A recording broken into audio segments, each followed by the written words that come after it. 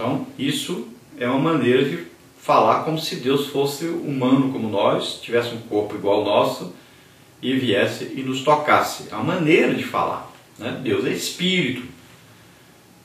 Então, por exemplo, podemos falar então que Deus se arrependeu do mal que ia fazer a Nínive. Esse arrependeu parece que nós estamos falando de uma pessoa, porque Deus é perfeito. Então Deus não tem arrependimento. Quem se arrepende é o homem porque pecou. E aqui quem se arrependeu foi os ninivitas, não foi Deus, né? Então Deus envia o profeta exatamente com a intenção de fazer com que ele se arrependesse.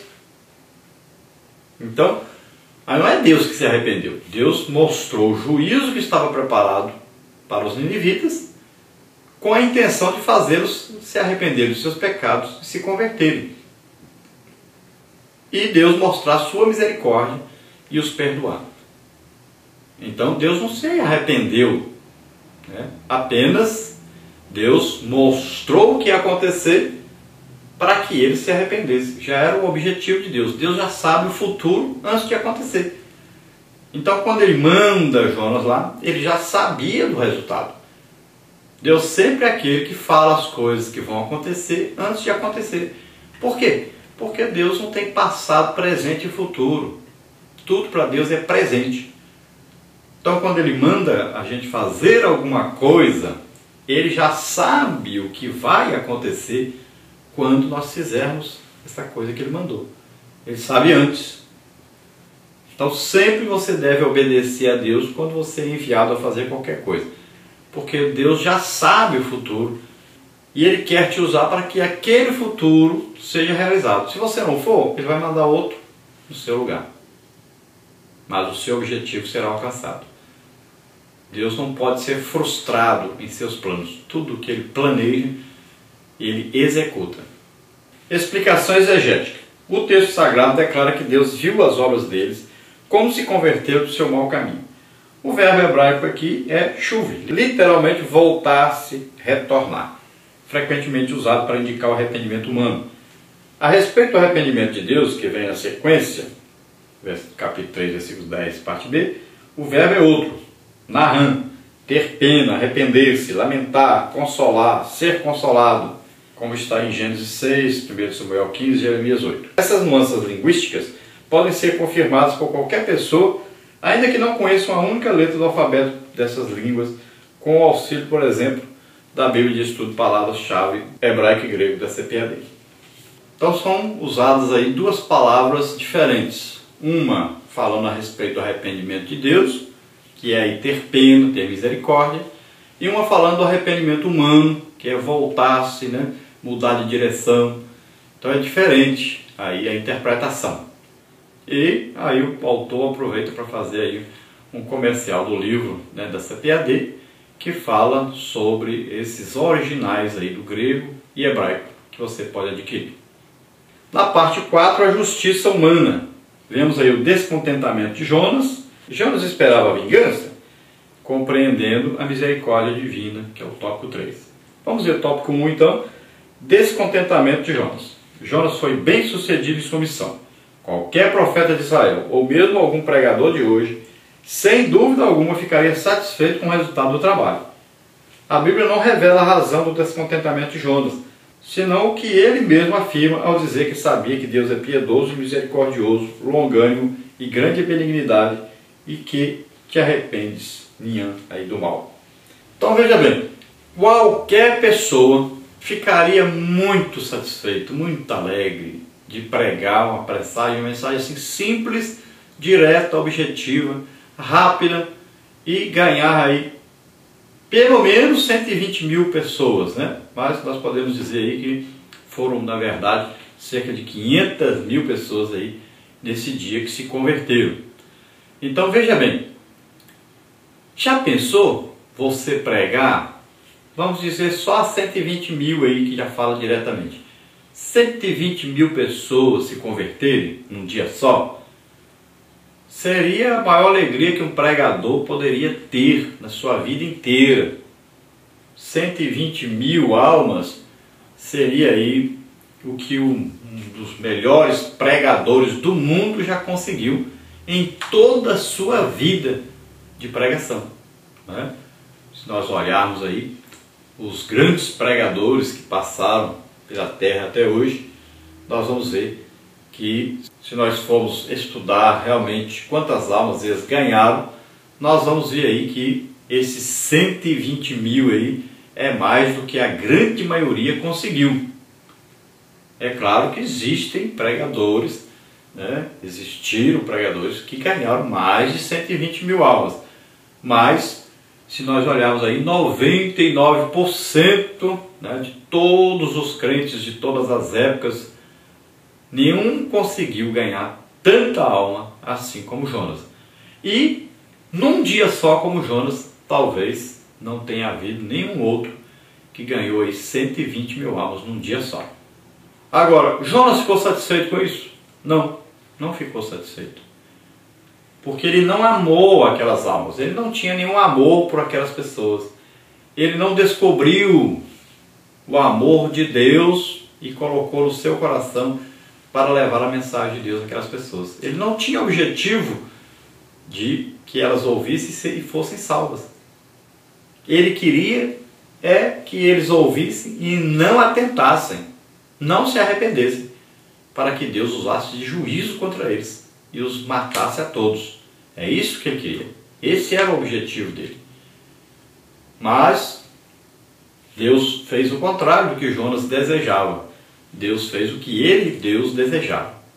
Porque Deus é misericordioso, benigno, Ele é maravilhoso, Ele é cheio de amor e de misericórdia, Ele quer a salvação de todos, Ele quer perdoar. Então nós deduzimos pela declaração de Jonas, no final do seu livro, que ele descobriu a verdadeira intenção de Deus ao enviá-lo para Nínive. E como ele não queria que aquele povo fosse perdoado, ele foi então para Tarsis. Ele desobedeceu a ordem de Deus, porque ele sabia que Deus queria usar de misericórdia para com aquele povo. E como ele, na sua justiça própria, ele analisou, ele já condenou os ninivitas a morrerem todos, a serem destruídos. Então, ele tomou a decisão de deixar que o juízo de Deus fosse exercido sobre aquela nação. Então precisou de Deus, com muito amor, com muito cuidado, pegar o Jonas, ensinar para ele, né, e convencê-lo de que ele estava errado, convencê-lo de que Deus é amoroso, misericordioso, benigno, né, do jeito mesmo que Jonas falou que Deus era. Aí ele descobriu um outro lado da sua vida de profeta, que era levar então a mensagem de amor, de misericórdia às pessoas. Nós temos muita gente assim na igreja, que ele só fala mensagem de juízo, mas nunca fala de misericórdia, de amor, de perdão. Não tem um objetivo do arrependimento das pessoas, mas o objetivo de condenação das pessoas. Então é preciso absorver esse amor que é derramado em nossos corações pelo Espírito Santo.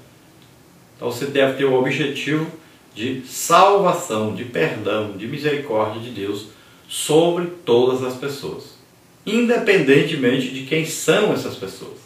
Jonas esperava a vingança? O Império Assírio foi um dos mais cruéis da história e tinha domínio sobre todo o Oriente Médio. Será que Jonas esperava uma vingança como retaliação por terem os assírios massacrado o seu povo? O certo é que ainda hoje há crentes que se incomodam com o retorno na igreja dos que se acham afastados do rebanho. Quem não se lembra do irmão mais velho do filho pródigo? Às vezes a bondade divina incomoda alguns. Então veja bem, os ninivitas ficaram famosos, né? Os assírios, famosos pela sua crueldade nas guerras que eles travavam. Então eles tratavam muito mal os seus prisioneiros e torturavam os seus prisioneiros e matavam os seus prisioneiros de maneira terrível. Agora, Jonas então tinha o quê? Tinha um desejo que eles fossem julgados e condenados por Deus e destruídos por Deus. Então, ele tinha no seu coração um desejo de juízo, de destruição daquele povo.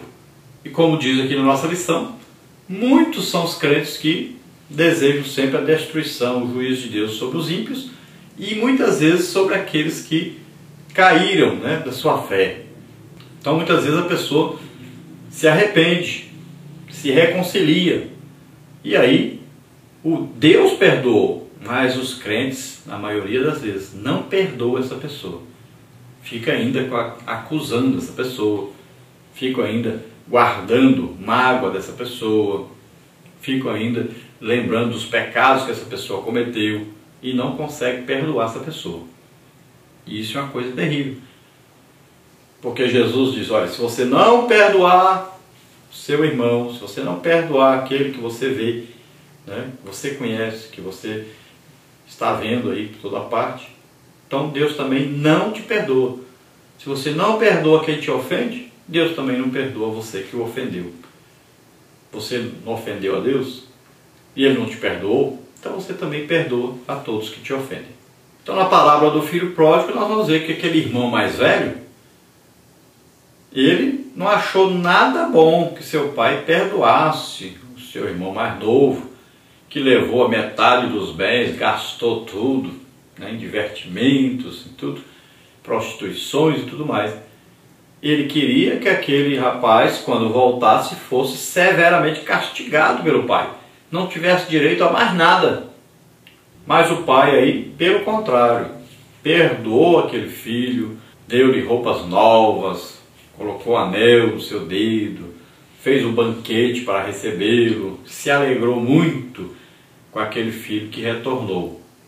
Então seu irmão mais velho ficou chateado com isso, achou absurdo isso, porque não entendia amor, né? Não entendia misericórdia, bondade, benignidade, não entendia essas coisas. E nós podemos entender aí que seria aí Israel em relação aos gentios, né? Os gentios são recebidos por Deus, são pessoas que viviam no pecado, na ignorância, não queriam saber de Deus, mas são recebidos com todo o amor e misericórdia por Deus. Já os judeus, com toda a sua religiosidade, seguindo leis, costumes e tudo mais, e apenas tendo uma religiosidade, mas não uma intimidade com Deus. E eles não aceitam que nós possamos ser filhos de Deus, possamos ser salvos por Deus. Então aí uma alegoria dessa história aí entre judeus, gentios e Deus. Compreendendo então a misericórdia divina. A misericórdia divina é um dos atributos que revela a natureza de Deus. O Senhor poupou Nínive da destruição, prorrogou a sua ruína e perdoou os seus moradores. O próprio Jonas, na qualidade de desertor, também foi alvo da infinita bondade de Deus.